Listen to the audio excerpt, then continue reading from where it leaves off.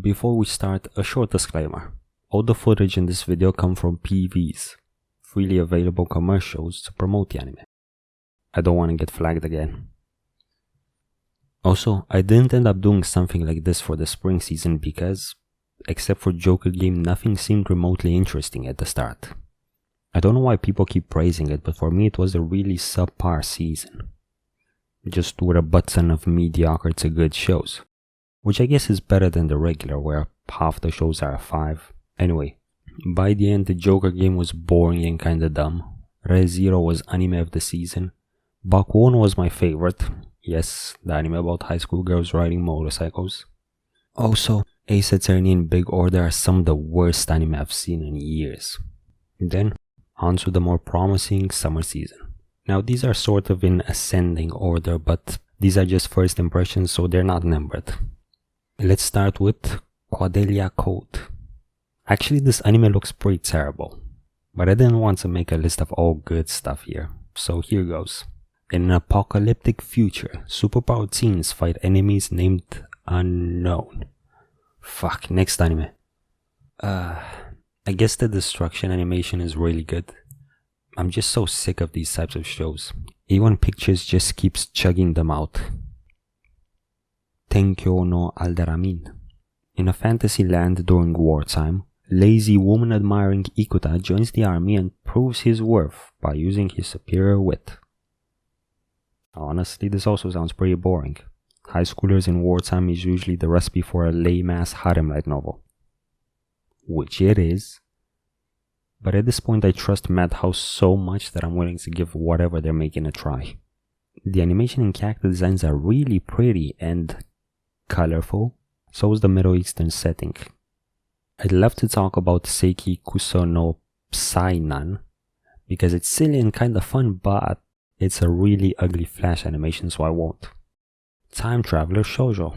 Mari Hayase is a high school girl who finds the time turner and goes back to meet 8 of the most prominent scientists and inventors in history, with the help of her 2 friends Waka and Jun Mizuki.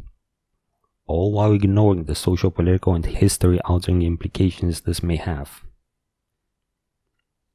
Sounds like a kid's show, which would be fun to watch for everyone. Think The Magic Book. Fukigen na Mononokean. Whatever. On the first day of high school, Ashiya, the very self-aware anime character, has a yokai attached to him and ends up going to the infirmary, where he finds out about this wonderful scary world of CGI ghosts living all around us. Looks more like an early 2000s anime than one that would be popular today. Think Inuyasha or Ghost Stories. Or Gravitation. The antics of ghosts harassing the unfortunate character, while the sarcastic one is sarcastic, might be very mildly fun. Konobi. Okay, so something you might hear a lot from me is that I'm watching an anime because of the art style. Don't judge, animation is one of the most important parts of animation. Studio Feel has been really good at making small school life anime feel better than they actually are.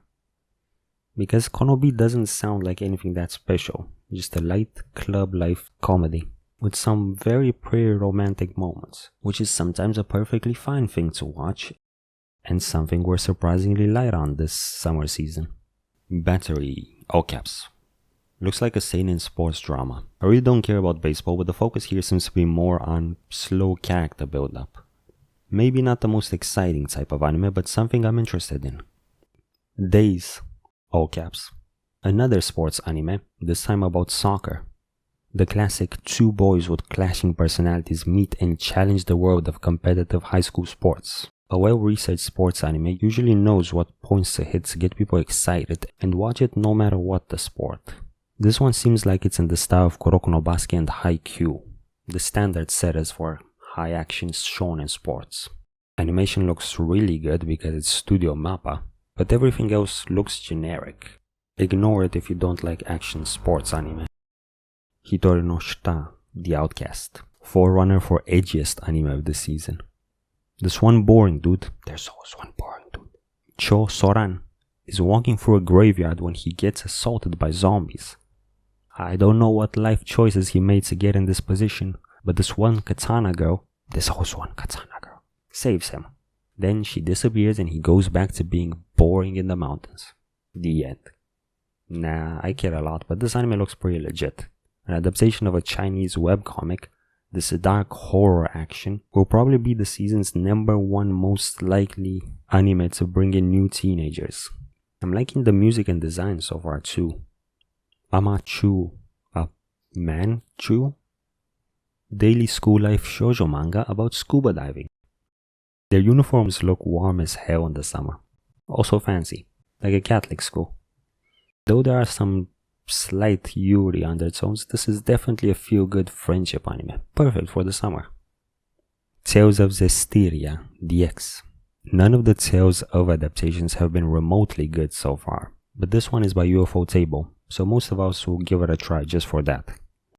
If you don't know what the Tales of series are about, well, it's a video game series of fantasy JRPGs, with stories far too complicated for me to explain.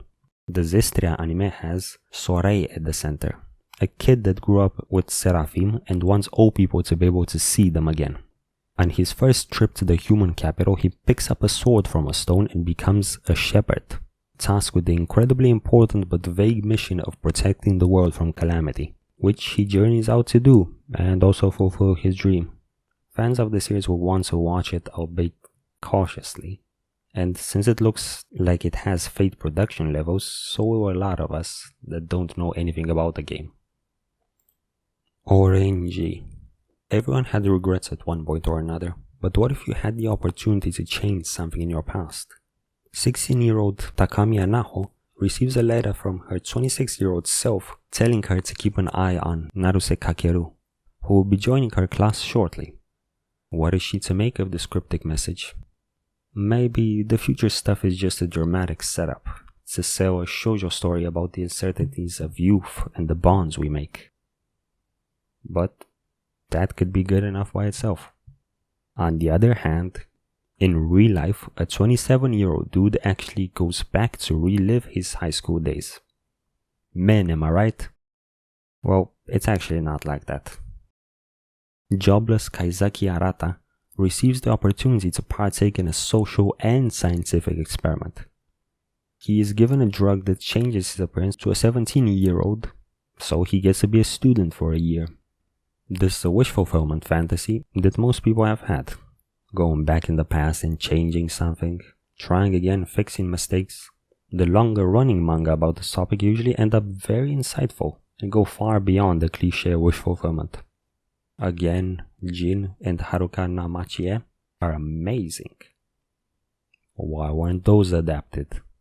Instead, real life promises to be a genuine high school comedy with a weird setup, and that frankly sounds really boring.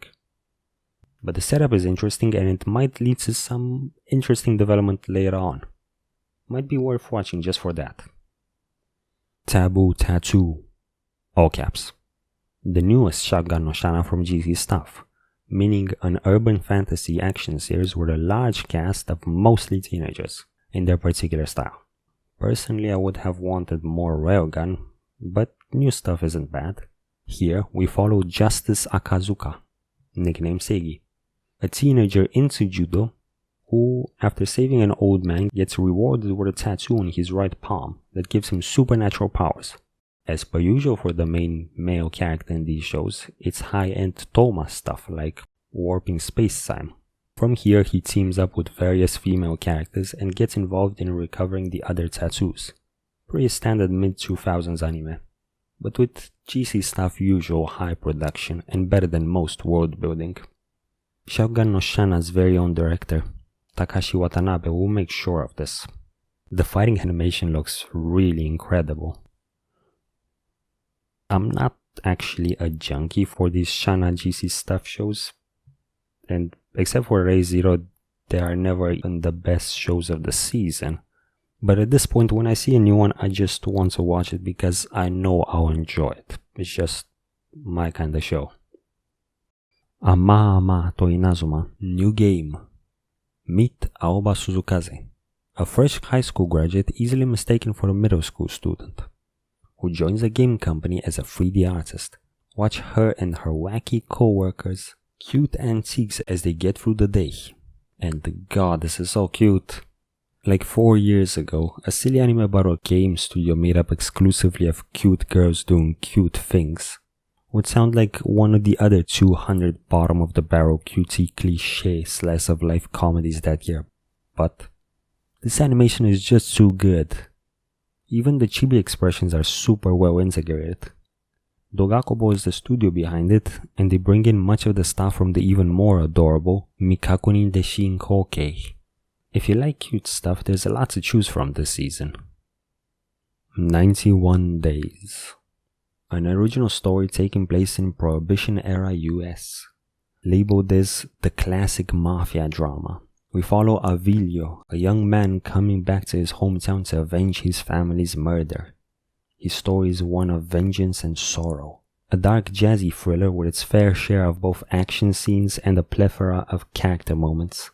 We haven't had a psychological drama, a character study like this in a while. Actually since last season, when Joker Game was my #1 most anticipated anime and turned out to be boring and kinda dumb. And the season before that, there was Erased, which was better, but had a very underwhelming end. Kishimoto Taku was incidentally in charge of series composition in all 3 of these. Hopefully 91 Days doesn't turn out the same way. Mob Psycho 100. After the success of Madhouse's Normal Punches, the anime adaptation, Bones is taking up the task of adapting the other manga from one. Dramatic Pointing, the anime.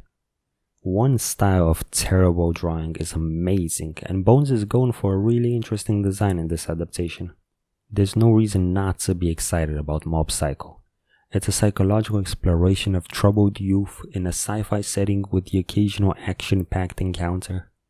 Written by one of the funniest sarcastic writers in recent years, who has just the best sense for stakes escalation, while still keeping his stories accessible. Soundtrack provided by the kooky veteran Kenji Kawai, dabbling in some very fitting punk action sounds this time, all done by one of the best animation studios of all time in this very unique style. Yeah, I'm pumped. And so is everyone else.